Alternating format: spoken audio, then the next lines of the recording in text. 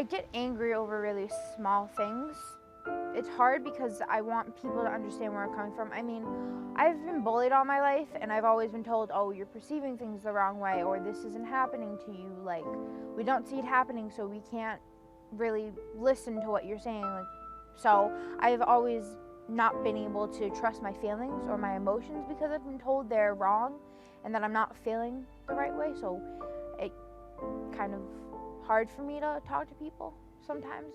Like, I'd bottle so much stuff up that I would just couldn't keep anything in and I'd just lose it. And I'd start yelling and swearing and threatening, and really at a point that was really unsafe.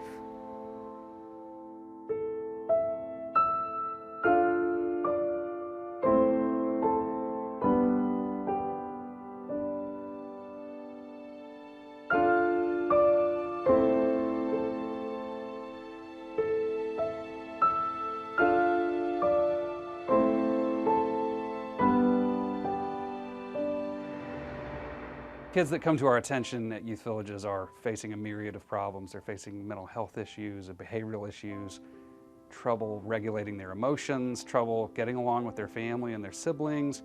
The girls and families that come to the Jermaine Lawrence campus have had other services.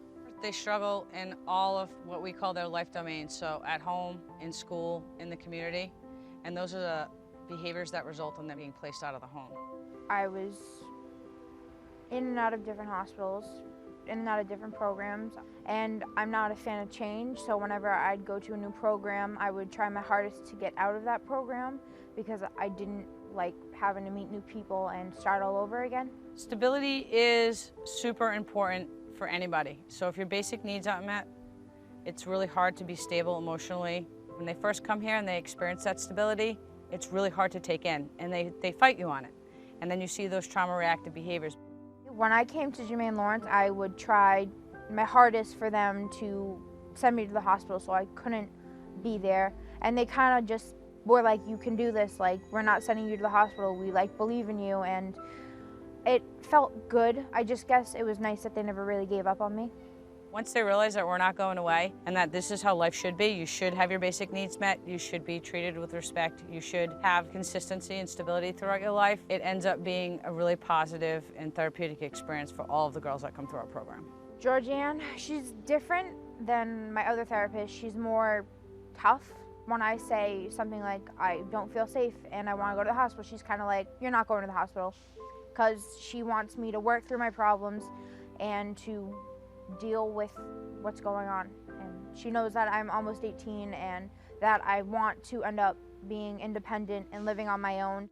I think that she is a great example of a child that is resilient, that never gives up. She comes to school every day, she continues to give it her best, and now she's found her place, which is art.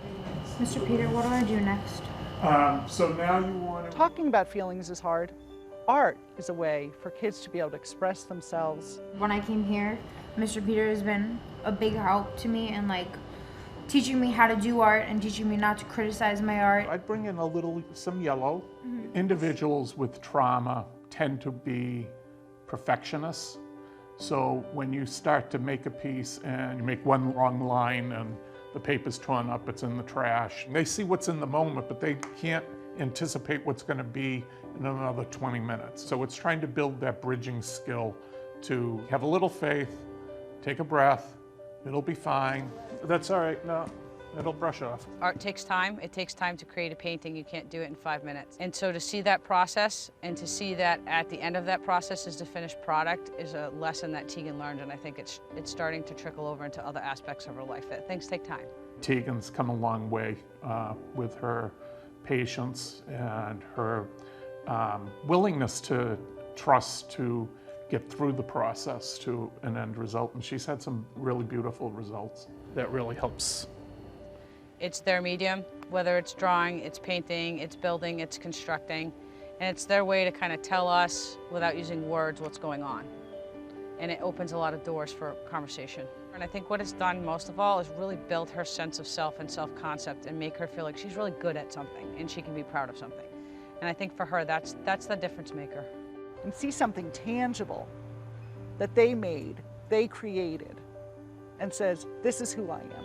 Just to think that I can make something this nice and this, I guess, beautiful. Tegan's learned a lot of building blocks along her journey here, and she's going to hopefully continue to build throughout the year. I've had some really good therapists that have helped me understand my feelings and helped me work through them. We hope girls that leave our campus will leave armed with the skills they need to regulate themselves and live a great life at home with their families. Jermaine Lawrence is one of the best programs I've ever been to. I mean, the staff are supportive and the clinicians are great, and I feel like so close to people that it's a second home to me.